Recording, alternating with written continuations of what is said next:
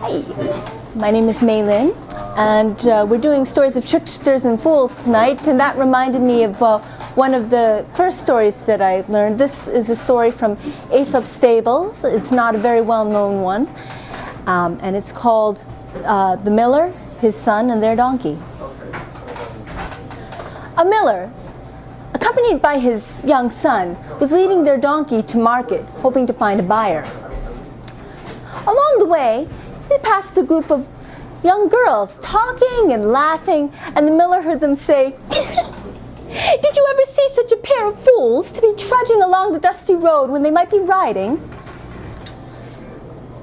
Miller thought there was some sense in what they said, so he had his son mount and ride the donkey while he walked along beside. A little further on, they passed some of the miller's old buddies. They chided the miller. "You'll spoil that son of yours, letting him ride while you toil along on foot. Make him walk, young lazy bones. It'll do him good." So, the miller took his son's place on the donkey's back and rode while the boy trotted along behind.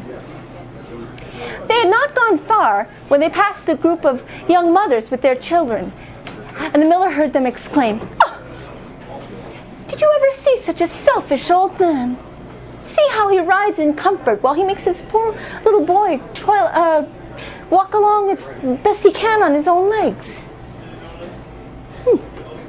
So the miller had his son get up with him on the donkey, and they rode along together.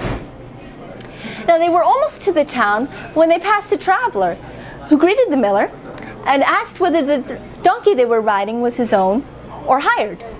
The miller replied that it was his own and that he was taking it to market to sell. "Good heavens!" the man exclaimed. "With a load like that, the poor beast will be so exhausted by the time you get there that no one will want to look at him. Why, you'd do better to carry him." "Well," thought the miller, "we can try." So they got off, tied the beast's legs together with a rope, and slung him on a pole. And so at last arrived into town, carrying the donkey between them. Now, this was so absurd a sight that all the people of the town came running out, laugh and jeer at the miller and his son, and heckle them unmercifully.